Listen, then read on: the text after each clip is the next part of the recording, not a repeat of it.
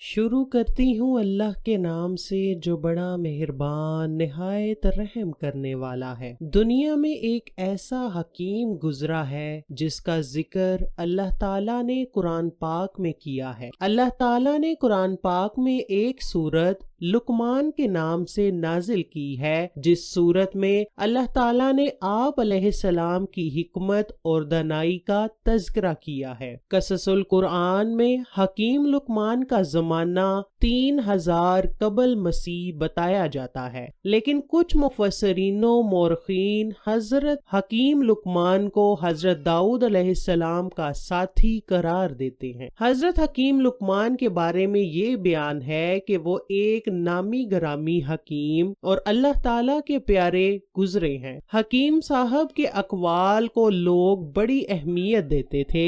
कससुल अंबिया में हजरत हकीम लुकमान का एक किस्सा बयान कुछ यूं हुआ है कि हजरत हकीम लुकमान से कोई दोस्त कुछ रकम बतौरे कर्ज ले गया था। उसने जो वादा किया था वो अपने वादे के मुताबिक हकीम साहब के पास ना पहुंच सका। उस बंदे से कर्ज वापस लेने के लिए हकीम लुकमान ने अपने बेटे को उसके घर भेजा।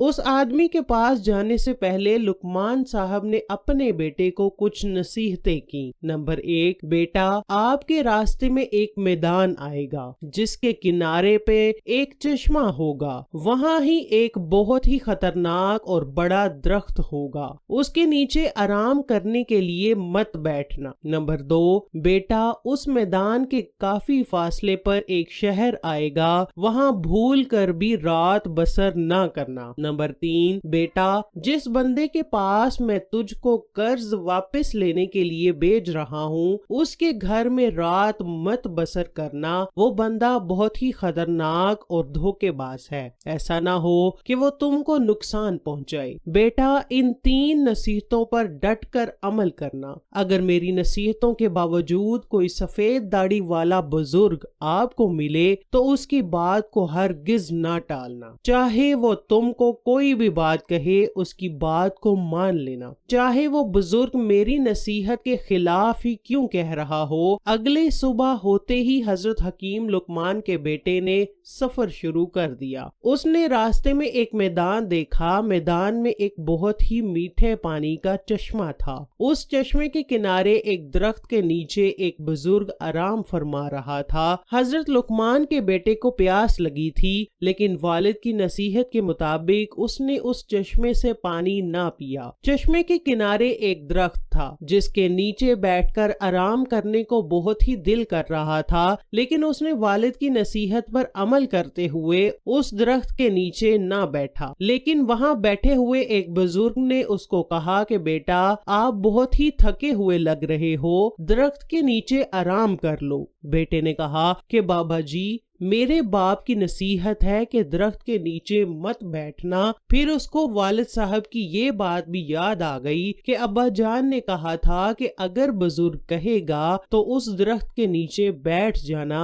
इसलिए हजरत लुकमान का बेटा उस दरख्त के नीचे बैठकर आराम करने लगा। दरख्त का साया बहुत ही गहरा था। हजरत लुकमान के बेटे को नींद आ गई। वो वहाँ ही सो गया, लेकिन वो बुजुर्ग जाग रहा था। अचानक दरख्त से एक सांप उतरा। वो सांप हजरत हकीम लुकमान के बेटे को डंक मारने लगा, लेकिन वो बुजुर्ग पास बैठा जाग रहा था। उसने उस सांप को गर्दन से पकड़कर मार दिया। जब वो लड़का सोया उठा तो उसने देखा कि सांप दरख्त के नीचे मरा पड़ा है। सांप को देखकर लड़के को वालिद की नसीहत याद आ गई। बेटे ने अल्लाह ताला का शुक्र अदा किया। लड़के ने देखा कि बुजुर्ग ने उसका जिस्म और सर अलग-अलग करके रखा हुआ था। बुजुर्ग ने उस मरे हुए सांप का सर अपने पास थैले में रख लिया। हजरत लुकमान का बेटा वहां से उठकर अपने सफर को जाने लगा तो बुजुर्ग ने कहा कि तुम कहाँ जा रहे हो? लड़के ने कहा, मैं फलां शहर में अपने वालिद का कर्ज वापस लेने के लिए जा रहा हूँ। बुजुर्ग ने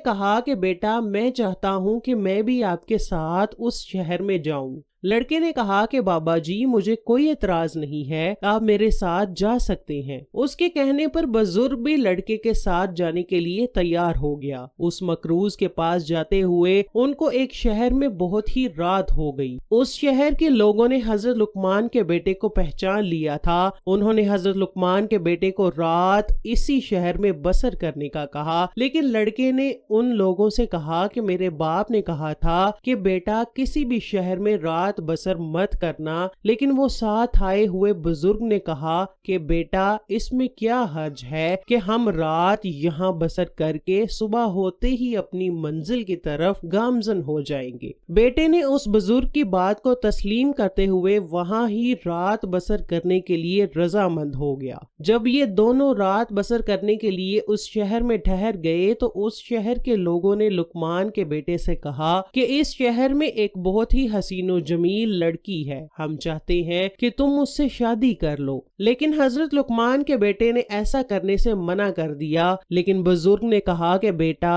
अगर ये लोग जिद कर रहे हैं तो तुमको उस लड़की के साथ शादी करने में कोई हर्ज नहीं। हजरत लुकमान के बेटे ने बुजुर्ग के कहने पर उस लड़की के साथ शादी कर ली। हजरत लुकमान के बेटे को किसी ने बताया कि उस लड़की की पहले भी बहुत सी शादियां हो चुकी हैं। कोई भी शोहर उस लड़की के पास हम बिस्तरी करने के लिए जाता है तो उसकी मौत हो जाती है। ये बात लुकमान के बेटे ने उस बुजुर्ग को बताई कि बाबा जान मैंने उस औरत के बारे में ये बात सुनी है। बुजुर्ग ने कहा कि जब तुम्हारी बीवी मुबाशरत के लिए कपड़े उतार ले तो उसको सांप की गर्दन से मुबाशरत करने से पहले अच्छे तरीके से धुनी देना, फिर हम बिस्तरी के लिए आगे बढ़ना। लड़के ने बुजुर्ग के बताए हुए तरीके पर अमल किया। जब सुबह हुई तो उसके घर के सामने बेशुमार लोग जमा थे। उनके ख्याल में था कि ये भी लड़का जिंदा नहीं रहेगा। लुकमान के बेटे को जिंदा देखकर लोग बहुत ही हैरान हुए। उन्होंने लुकमान के बेटे से जिंदा रहने का राज दरियाफ्त किया। लुकमान के बेटे ने लड़की के घर वालों को बताया कि तुम्हारी बेटी के जिस्म पर ये बहुत ही जहरीला फोड़ा था। जो भी मर्द उस लड़की के पास जाने के लिए उसको हाथ लगाता था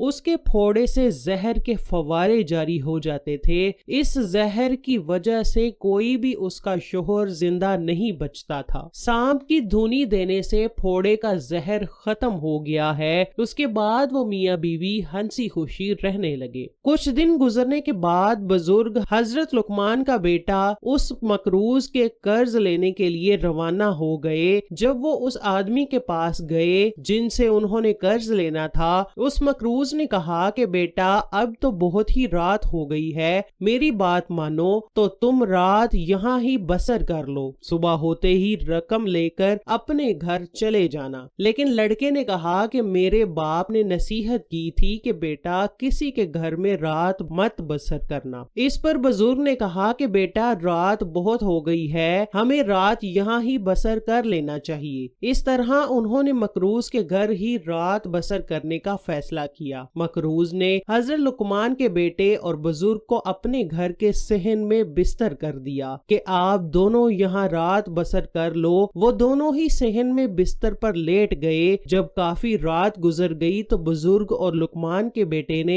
मकरूज के बेटों को इस बिस्तर पर लिटा दिया। बुजुर्ग और लुकमान का बेटा घर के दूसरे कमरे में जाकर लेट गए। रात के आखिरी पहर वो मकरूज आया। उसने उस बिस्तर पर लेटे हुए दो नौजवानों का कत्ल कर दिया जो कि बुजुर्ग और हजरत लुकमान के बिस्तर पर लेटे हुए थे। मकरूज को इस बात के बारे में इल्म न था कि मेरे साथ ही धोखा हो रहा है। उसने गलती से अपने दोनों बेटों का कत्ल कर दिया। जब सुबह हुई तो मालिक मकान ने देखा कि उस बिस्तर पर उसके अपने ही बेटे मरे पड़े थे। मकरूज को ये सब देखकर बहुत ही सदमा हुआ, लेकिन वो खामोश रहा और बुजुर्ग और हजरत लुकमान के बेटे को रकम देकर रुखसत कर दिया। हजरत लुकमान का बेटा और बुजुर्ग रकम लेकर चले गए। जब वापसी पर उसी चश्मे वाले والے मैदान के पास गए तो बुजुर्ग ने कहा कि मेरा ठिकाना आ गया है, तुम अपने घर चले जाओ। वहां से घर की तरफ रवाना